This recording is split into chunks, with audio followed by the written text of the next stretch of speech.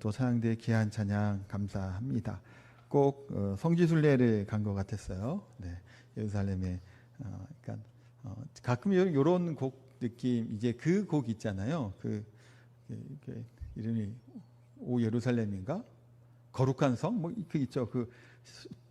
솔로도 많이 하는 그 곡 같은 경우가 생각이 나는데 느낌이 그 곡 느낌도 나고, 왜냐하면 제가 성지순례에 갔을 때 그 가이드가 이게 참 잘한 것 같아요. 이렇게 버스를 타고 이렇게 위로 언덕으로 쭉 올라가다 보면 저기 왼쪽 편으로 그 예루살렘 그 성전하고 지금 이제 황금돔 있는 그 부분 전경이 쫙 펼쳐주는데, 가이드가 이렇게 얘기를 막 하다가 설명하다가 갑자기 음악을 탁 트는 거예요.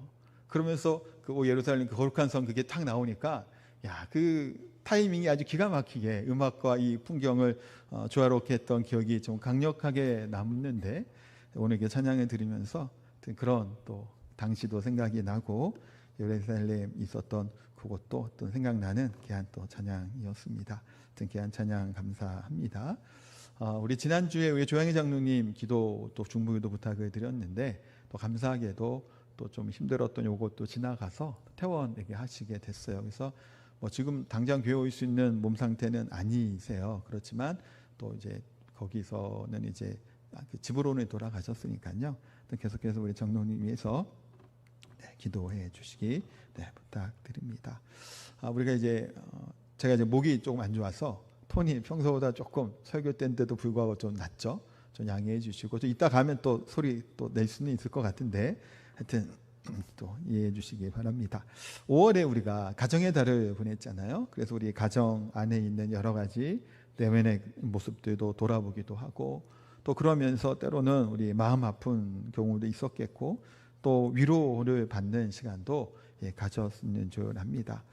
또 우리가 세상에서는 돈과 성공이라고 하는 우상을 향해 달려가지만 오직 나와 내 집은 여호와만 섬기겠노라라고 하는 결단을 하고 우리 가정을, 우리 교회를 그리고 영적인 거룩한 공동체로 세우자고 다짐하기도 했습니다.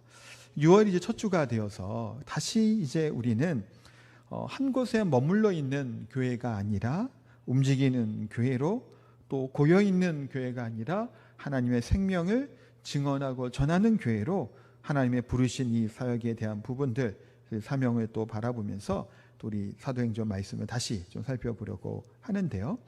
우리가 4장 마지막 주일에 사도행전 12장 말씀 요 앞부분을, 우리가 읽은 그 19절까지 말씀을 우리가 살펴봤습니다.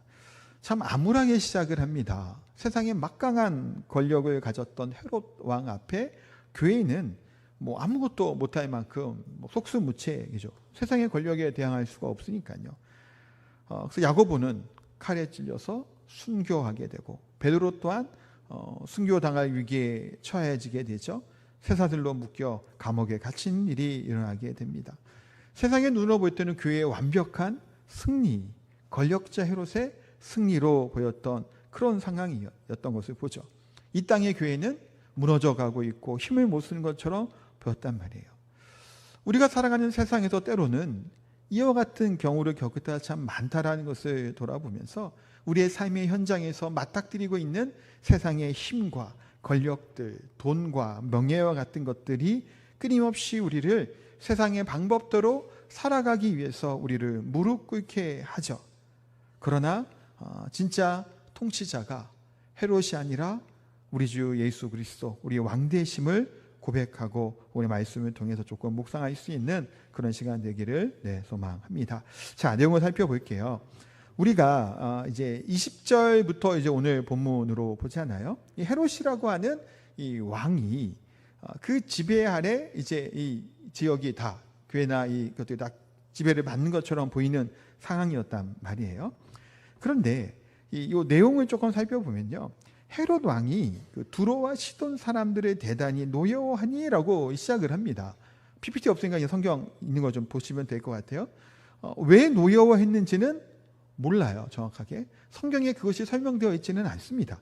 물론 학자들은 여러 의견들을 얘기를 하지만 정확한 거는 아니고, 무역적인 분쟁이 아니었을까 얘기하는 경우도 있고, 아니면 베드로 죽이려 했다가 못 죽이니까 그게 조금 화가 나서 그랬다는 화풀이다라는 얘기도 있고 뭐 알 수는 없어요. 그러나 분명한 것은 두로와 시돈 지역에 대해서 뭐 노여워하고 화가 났다라고 하는 이 사실이에요. 자, 그런데 두로와 시돈이라고 하는 이 지역은 이 지중해 그 연안을 끼고 있는 항구 도시입니다. 돈도 많고 화려한 도시예요. 그 부유함의 또 대명사처럼 쓰이고도 하는 것도 두로와 시돈이었단 말이에요. 그런데 두로와 시돈 같은 경우는 그 항구 도시다 보니까 뭐가 부족할까요? 농사를 지을 수 있는 경작지가 부족한 거예요. 그러면 대부분의 그런 농산물이나 먹을 음식들을 어디서부터 받았을까요? 바로 헤롯이 통치하고 있는 이 북부 갈릴리 지역에서부터 이 음식들 농산물을 채웠단 말이에요. 자, 그런데 지금 헤롯이 어떠한 이유에서인지 간에 두로와 시돈에 대한 이게 부정적인 그런 노여워하는 마음을 갖게 된 거예요. 그러니 이 두로와 시돈 입장에서 어떡하나요? 큰일 났잖아요. 이 쌀이나 음식에 대한 농산물을 끊으면 당장 먹고 해야 되는데 해결이 안 되잖아요. 꼭 어떤 경우 같나요? 지금 호르무즈 해협이 봉쇄되니까 우리나라에 들어오는 그 원유가 막히잖아요.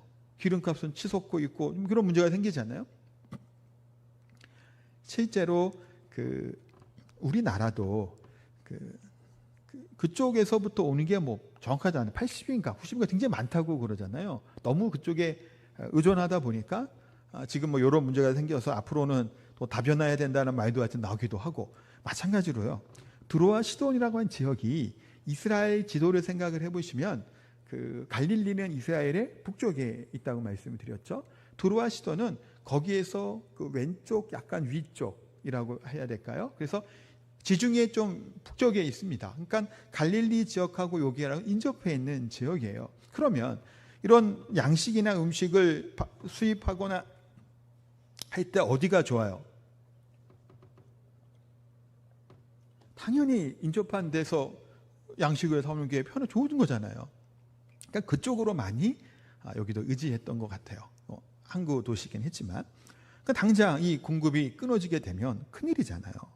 또 헤롯이 노여했다고 하는 거 보니까 이 양식 같은 문제를 가지고 그들을 좀 이렇게 하는 마음을 가졌던 것 같아요. 그러니 두로와 시돈 사람들이 어떻게 해야 되나요? 먹고 살아야 되잖아요. 그랬더니 오늘 20절 뒤에 보면 뭐가 나오냐면 한 마음으로 그에게 나와 왕의 침소 맡은 신하 블라스도를 설득하여 화목하기를 청한지라로 이렇게 나오는 겁니다. 그러니까 가까이에 있는 침소 맡은 이 신하라고 하니까 지근 거리에서 모시는 신하잖아요. 그 사람을 잘 설득해서 화목하고 화평을, 평화 조약을 맺기를 이제 로비를 한 거예요. 그러니까 이렇게 단증을 한 거예요. 그랬더니 그게 지금 21, 22절로 이어지는 거예요. 21, 22절 한번 읽어보도록 할까요? 같이 읽을게요. 헤롯이 나를 택하여 왕복을 입고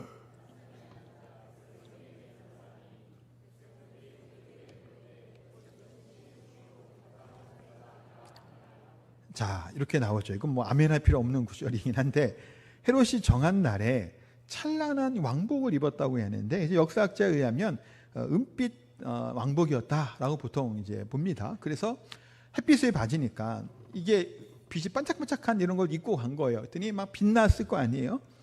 그러면서 그 압도적인 모습으로 이제 그 강제상에 그 강단에 딱 서게 된 겁니다. 그럼 여기서 백성들이 크게 부르되라고 하면서 외치는 사람들이 나와요. 신의 소리요 사람의 소리가 아니다라고 환호를 합니다. 이거는 아부하는 거죠. 왜냐하면 20절과 21, 22절까지는 연결되는 얘기예요. 그래서 지금 20절에 헤롯이 두로와 시돈 지역에 대해서 노여하고 이 경제적인 뭔가를 좀 가하려고 했던 상황이 있었기 때문에 지금 21절에 나를 택했다는 얘기는 두로와 시돈과 함께 평화 조약을 위한 뭐 그런 날로 모아놓은 거란 말이에요. 그러면 헤롯에게 잘 보여야 되는 이 사람들 입장에서는 헤롯이 하는 말과 연설을 가지고 신의 소리다, 사람의 소리가 아니다라고 하는 참 끔찍한 장면, 이런 장면이 연출이 됐던 겁니다. 권력자 앞에 자신들의 먹을 것과 음식을 쥐고 있는 권력자를 향해서 신과 같은 존재로 여기며 달콤한 말로 찬사를 그냥 쏟아내는 겁니다. 거짓된 찬사죠. 사실은 속으로는 얼마나 욕하겠어요. 이거 그런다고. 하여튼 그런 달콤한 거짓된 찬사를 쏟아낼 때 헤롯은 어떻게 하나요? 그것을 그대로 받습니다. 그래, 내가 신과 같은 존재이지, 너희들의 이것들은 내 손 안에 있지라고 그 영광에 털썩 취해버린 거예요. 우리 인간의 한계가 바로 여기에 나타납니다. 인간의 연약함과 죄성이라고 해야 될까요? 본성이 그렇죠. 아담과 하와가 선악과를 먹은 때부터 인간의 마음에 그 깊은 이 죄의 모습은 어떤가요? 언제나 내가 하나님의 자리에 앉아 내 마음대로 통치하고 영광을 받으려고 하는 지독한 교만이 도사리고 있다는 거예요. 사실 선악과를 먹은 것도 왜 먹었죠? 유혹을 했는데 유혹 중에 어떤 얘기가 나오나요?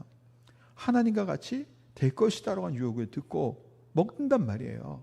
인간의 죄악된 모습, 하나님의 영광을 하나님같이 되고자 하는 그런 교만함이 우리 가운데 있어요.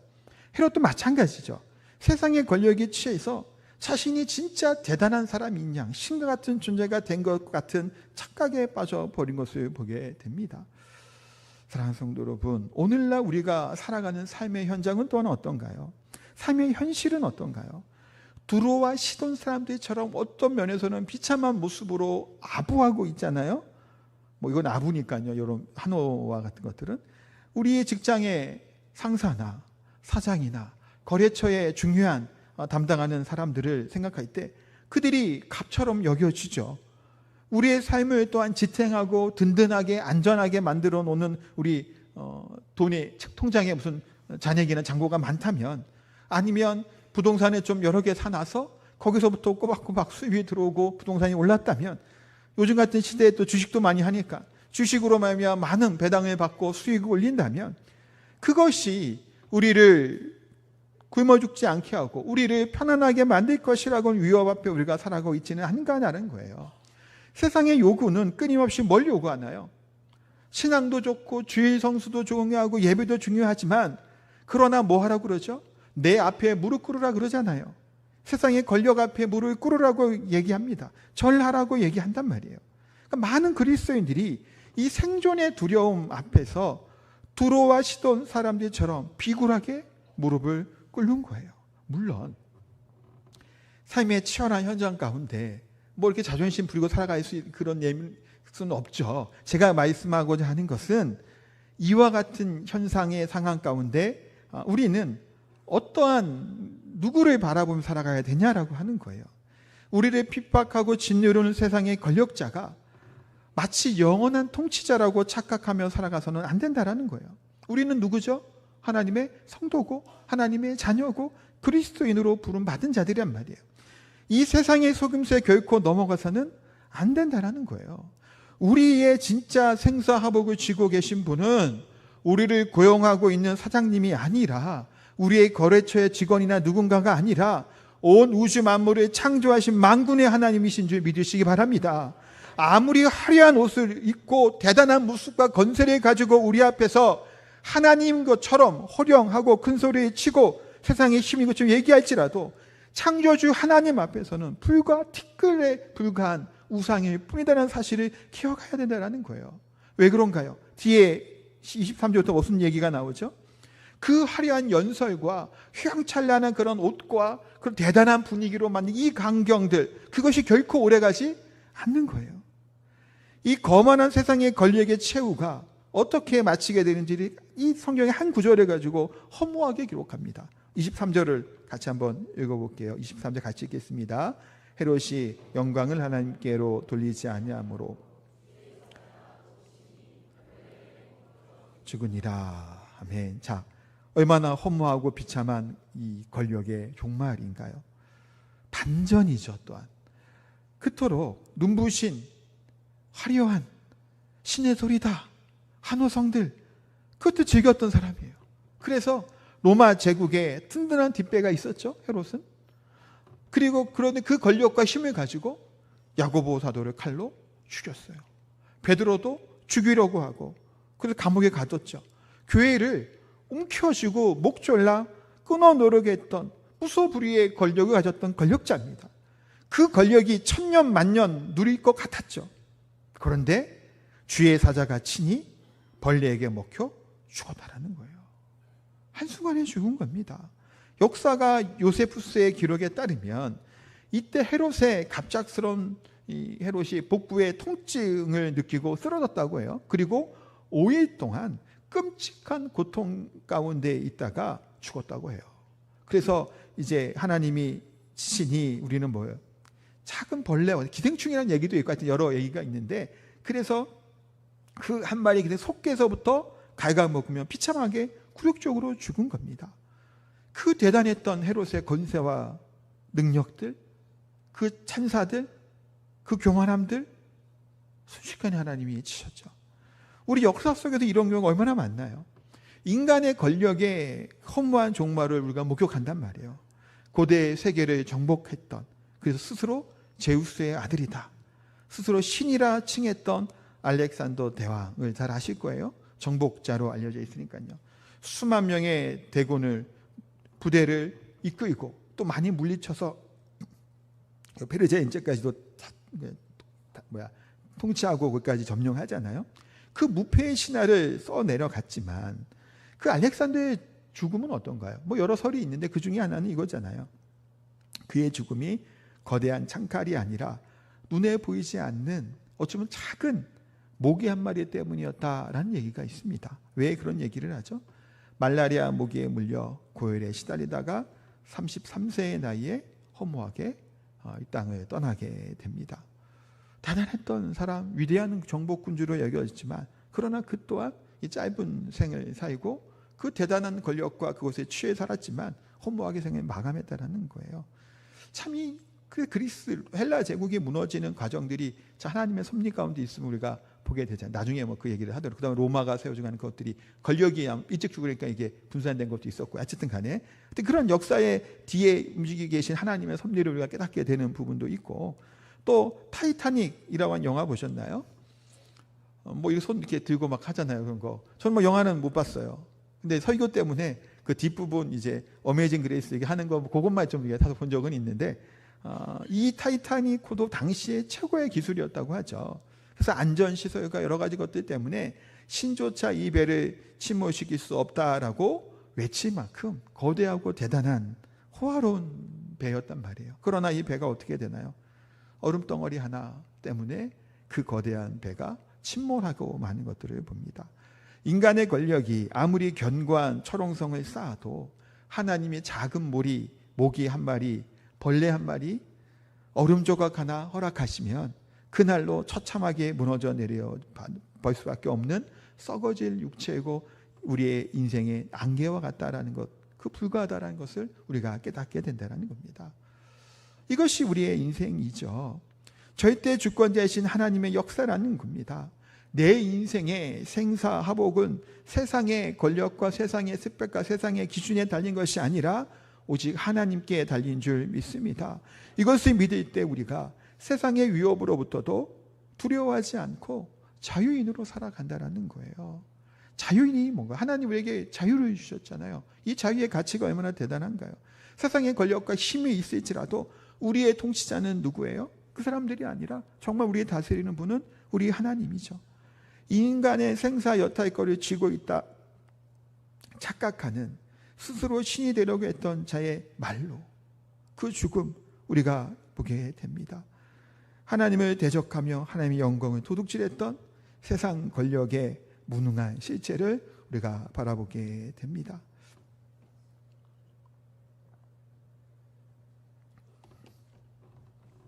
이 짧은 23절 이 구절이 한 구절이지만 하나님의 주권적인 역사를 우리가 볼 수 있잖아요. 그래서 세상 사람들이 이런 얘기를 할 수 있죠. 로마 황제의 명령, 황제가 아니면 돈 많은 무슨 재벌들이나 강대국의 정치인들, 또 정치권인 논리들, 뭐 그런 사람들이 세상을 움직인다 생각을 할 거예요. 당시의 초대교회 성도들도 어땠을까요? 참 이 헤롯의 핍박과 어려움 가운데 정말 헤롯이 세상을 다스린 것은 아닌가라고 하며 두려워했을 겁니다. 그러나 성경은 단호하게 선언하죠. 역사의 무대 위에서 인간이, 또 권력자들이 아무리 화려한 옷을 입고 주인공 행세를 할지라도 그 무대를 설계하고 조명하시고 막을 내리시는 진짜 통치하시고 다스리고 감독이 되시는 분은 오직 하나님밖에 없다라는 사실이에요. 하나님께서 허락하지 않으시면 참새 한 마리도 땅에 떨어지지 않는다고 예수님이 분명하게 말씀하셨잖아요. 그런데 참새 한 마리도 안 떨어지는데 그 다음에 나오는 게 무슨 얘기죠? 하물며 너희는 이란 얘기를 하시잖아요. 항상 들에 핀 백합화를 보라 얘기하시면 또 그래요. 하물며 너희는 어떻겠냐라는 거예요. 그 별을 오른 민물 같은 존재도 하나님이 허락하지 않고 하나님이 살피시고 보호하시는데 하물며 우리 하나님의 백성들이 세상에서 핍박과 위협 가운데 살아갈 때 그냥 내버려 두시겠냐라는 거예요. 또 하나님의 그 모르는 이 교만한 하고 그 하나님의 영광을 가로채는 이와 같은 자들, 헤롯 같은 자들이 득세하고 보이지라도 하나님이 때가 이러 이제 그만이라고 외치시는 순간 그 모든 화려했던 것도 거대한 장벽들도 무시무시한 권력도 한순간에 벌레에게 먹혀 재가 되어 사라질 뿐이라는 사실이에요. 역사의 주관자는 그래서 진짜 왕은 오직 우리 만군의 주 여호와 하나님이신 줄 믿습니다. 그러므로 우리 사랑하는 성도 여러분 모두가 세상에서 하나님의 성도로 교회로 우리가 움직이며 살아가잖아요. 그때 우리를 괴롭히고 있고 우리를 숨막히게 하는 직장의 여러 가지 문제나 거래처 여러 가지 우리를 두렵게 하는 것들이 있죠. 그런 우리를 옥죄고 있는 세상의 권력이나 불투명한 미래와 같은 것들에 굴복하거나 두려워할 것이 아니라 그것들은 영원한 우리의 주인이 될 수 없죠. 아무리 우리를 위협하고 그들이 아무리 대단해 보일지라도 결국 썩어질 육체에 불과하다라고 하는 하나님 앞에서는 아무것도 아닌 존재라는 허상이라는 사실을 기억하셔서 내 밥줄을 쥐고 있는 것은 하나 사장이 아니고 거래처가 아니고 직장이 아니라 하나님이신 줄 믿으시기 바랍니다. 내 인생의 생사하복은 세상의 스펙이나 권력과 그런 것들의 인맥에 달려있는 것이 아니라 오직 예수 그리스도의 십자가 그 안에 붙들려 있는 줄 믿으시기 바랍니다. 물론 제가 이렇게 얘기한다고 회사에서 사장님한테나 직장 동료들이나 거래처 그냥 하는 얘기가 아닌 건 아시죠? 네, 무슨 말인지 아시겠죠? 설마 그렇게 해갖고 그냥 그런 건 아니에요. 우리가 그리스도인으로 정말 본이 되는 모습들, 성기의 모습, 사랑의 모습으로 온유한 모습으로 살아가야 된다라는 거예요. 그거는 기본 전제예요. 지금 오늘 얘기하고 싶은 거는 그건 당연한 거지만 거기에 눈치 보고 그래서 불복과 부정과 그런 것에 휘둘려 살아갈 것이 아니라는 사실을 말씀드리는 거예요. 이 완벽한 하나님의 주권을 믿는 자만이 세상의 그런 권력자 앞에서 비굴하지 않는 거예요. 아부하지도 않는 거예요. 세상이 자기 방식대로 살아가라고 강요할 때 아니라고 얘기할 수 있는 거예요. 나는 오직 하나님 한 분밖에 없다고 선포할 수 있다는 겁니다. 이것이 하나님이 주신 자유와 은혜 가운데 살아가는 하나님의 백성인 줄 믿습니다.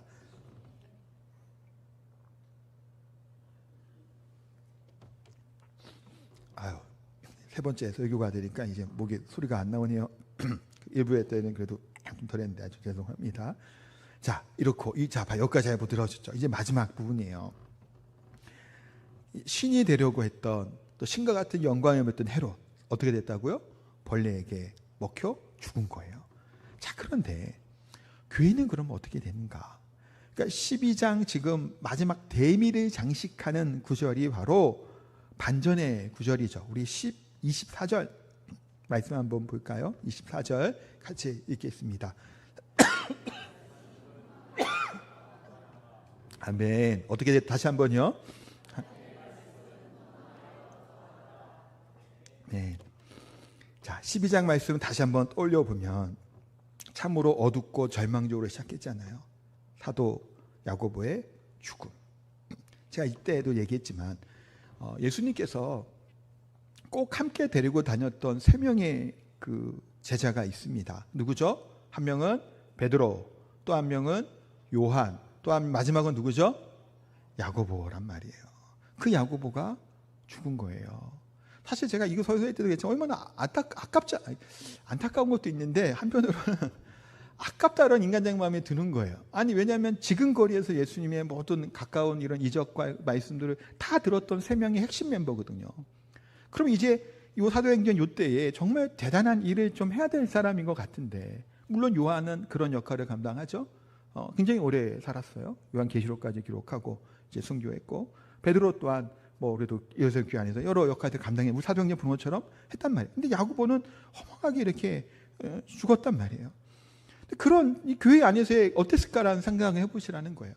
야고보 같은 이런 사도가 순교당하는 일, 또 베드로가 또 잡혀가는 일들, 도저히 어떻게 세상의 권력 앞에 하나님의 복음이 무너지고 하나님의 말씀이 다 바람 앞에 등불처럼 꺼져가는 것처럼 보였단 말이에요. 그런데 12장 마지막 결론은 이것을 뒤집는 거예요. 헤롯은 비참하게 죽었지만 죽은 줄 알았던 하나님의 말씀 결코 감옥이나 죽음이나 쇠사슬에 묶여있지 않고 폭발적으로 흥황하기 시작했다라고 선포하고 있다는 겁니다. 복음은 핍박하는 바람을 타고 오히려 들불처럼 온 세상에 번져나가게 되는 위대한 하나님의 말씀인 것을 또한 깨닫게 됩니다. 이 이야기는 야사인 것 같아요. 야사인 것 같은데 참고로 들으시면 좋을 것 같아요. 교회에서 또 많이 인용하는 이야기인데 야사 생각하시고 나중에 팩트는 조금 더 설명을 이따 드릴게요. 18세기 프랑스의 유명한 무신론 철학자 볼테르라고 하는 사람이 이런 말을 했다는 얘기하기가 내려옵니다. 앞으로 100년 안에 성경은 지구상에서 영원히 사라질 것이다. 성경은 박물관에서나 볼 수 있는 낡은 책이 될 것이다 라고 얘기하며 당대의 지성과 권력을 동원해 기독교를 조롱하고 장담했다라고 알려져 있어요. 자, 그런데 볼테르가 죽은 후에 100년이 지난 후에 그애가 살았던 자택과 글을 쓰던 인쇄소는 놀랍게도 스위스 제네바 성서공회가 사들였고 온 유럽의 성경을 쏟아내는 거대한 성경 출판서로 사용되었다라고 하는 이야기가 있습니다. 그래서 이 이야기를 가지고 많이 예화로도 쓰는 이야기예요. 자, 근데 좀 찾아보니까 이제 사후 기록대에 남아 있는 좀 얘기는 사후 50년경에 성서공회 회장이 그가 살던 볼테르가 살던 집에서 살았다고 해요. 그러면서 거기서 성경을 보내고 창고 안에 성경을 쌓아두고 거기서부터 이제 성경을 이제 유럽 지역으로 이제 보내는 일들을 성서공회 회장이 당시에 했었고, 또 페르네 마을이라고 하는 이제 볼테르가 살았던 마을인데 거기에 성서공회의 지부가 설립이 되고 마을의 또 기부와 그것을 받아서 오히려 거기서 성경책을 보급하는 일이 있었다고 하는 사실적인 것도 분명히 있습니다. 자, 어쨌든 간에 뭐 야사이고 이야기고 뭐 사실 관계도 그 기반을 하는 거예요. 볼테르와 같은 사람들의 교만함, 이런 말들 결국은 역사의 대안길로 사라지지만 그가 짓밟으려고 했던 하나님의 말씀은 오히려 유럽 전 곳에 또한 세상 곳곳에 흥황하여 뻗어갔죠. 그 생명의 말씀이 어디까지 온 거예요? 지금 우리까지 와서 하나님의 복음의 말씀으로 우리가 생명 있게 살아가는 줄 압니다. 세상의 권력은 사라져도 진리는 영원히 승리하는 줄 믿습니다. 그 사실을 우리가 믿는 거예요. 흥황하게 하시는 하나님을 믿는다는 겁니다. 그래서 선지자 이사야는 이렇게 외칩니다. 이사야 40장 8절이에요. 이사야 40장 8절 띄워주세요. 네, 같이 읽겠습니다. 풀은 마르고 꽃은 시드나 우리 하나님의 말씀은 영원히 서리라. 아멘. 한 번 더 읽을까요? 풀은 마르고 꽃은 시드나 우리 하나님의 말씀은 영원히 서리라. 아멘. 헤롯이 입었던 화려한 은빛 왕복도, 그를 향해 신이라고 외쳤던 군중들의 한호성도 결국 뭐예요? 풀의 꽃과 같이 시들어버리고 사라져버렸다는 거예요. 모두 썩어 문드러져 버리고 흙으로 돌아가죠. 그러나 하나님의 말씀은 살아서 우리를 변화시키고 세상을 변화시키는 생명의 능력이 되는 줄 믿습니다. 그래서 종교개혁자들이 목숨 걸고 외쳤던 것 중 하나가 뭐예요? 오직 말씀이에요. 솔라 스크립트라라고 얘기하죠.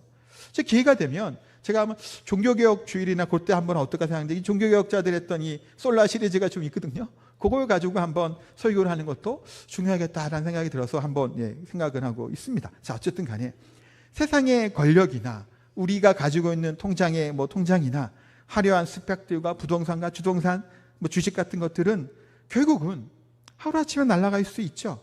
그러나 하나님의 언약의 말씀을 결코 실패하지 않고 세상의 진짜 왕은 헤롯이 아니라 흥왕하는 하나님의 말씀인 줄 믿습니다. 그래서 25절에 어떤 얘기하면서 12장이 끝나냐 하면요, 25절 같이 한번 읽을까요? 바나바와 사울이 부조한 일을 마치고 마가라는 요한을 데리고 예루살렘에서 돌아오니라. 아멘. 자, 여기서 보면요, 바나바와 사울이 마가라는 요한을 데리고 다시 돌아옵니다. 어디로 돌아온 거죠? 안디옥으로 돌아온 거예요. 이제부터는 예루살렘이 교회가 중심이 되었던 내용이 좀 많이 나왔지만, 이제는 중심이 예루살렘 교회에서 안디옥 교회로 바뀌게 되는 요 시점입니다. 그래서 참 예루살렘 교회는 어찌 보면 좀 이렇게 좀 갇혀 있는 교회인 모습이 있죠. 또 좀 모여 있는 울타리 안에 있는 교회인 것 같았지만, 역사의 조명은 이제 바나바와 사울로 돌아가는 안디옥 교회를 향해서 나아가게 됩니다. 이제 멈춰 있는 교회가 아니라 세상을 향해서 또 안디옥 교회로부터 이제 어디가 되죠? 복음이 증거되기 시작을 하는 거예요. 유럽 전 지역으로 증거되고 복음이 전파되는 가정들을 우리가 보게 됩니다. 말씀을 맺겠습니다. 성도 여러분, 사도행전 12장 결론을 통해서 세상 권력과 이게 그 세상 권력이 대단해 보이지만 초라한 민낯일 수밖에 없음을, 또 하나님의 말씀을 거두는 위대한 승리를 우리가 발견하게 됩니다. 우리가 살아가는 이 세상 가운데 때로는 직장이나 우리 거래처나 여러 사람들을 만나잖아요. 또 제주 사회라고 하는 이 사회도 있고요. 은빛 왕복을 입은 헤롯이 지배하는 것처럼 세상을 살아갑니다. 돈이 최고고 스펙과 인맥과 무엇이 다 최고라고 얘기를 해요. 그것들이 신인 것처럼 외치고 얘기합니다. 때로는 우리를 위협하죠. 때로는 그래서 그것들이 우리의 밥줄과 우리의 생명을 쥐고 있는 것처럼 보이기도 합니다. 두로와 시돈처럼 그래서 비굴하고 타협하고 싶은 유혹에 흔들리기도 할 거예요. 그러나 우리 성도 여러분, 속지 마시고 세상을 두려워하지 마시기 바랍니다. 인간의 생사화복을 쥐고 흔드는 것은 세상의 권력도 결국 하나님 때가 이르면 한 마리의 벌레에 무너내린 헛된 우상에 불과하다라는 사실이에요. 우리의 진짜 왕은 역사를 주관하시고 내 인생을 이끄시는 오직 살아계신 만군의 여호와 하나님이신 줄 믿습니다. 세상으로 우리가 살아가게 될 때 썩어질 밧줄에 붙드는 것이 아니라 감옥을 깨트리고 핍박을 뚫고 들불처럼 번져나가는 흥왕하는 하나님의 말씀, 그 진리의 검을 붙들어서 이번 한 주간을 살아가시면서 두려워하거나 굴복하지 않고 우리의 시선을 이 세상에 고정하는 것이 아니라 하나님께 우리의 시선을 두게 될 때 살아계신 하나님이 우리를 통해 역사하실 줄 믿습니다. 다음 주 찬양하겠습니다. 우리 시선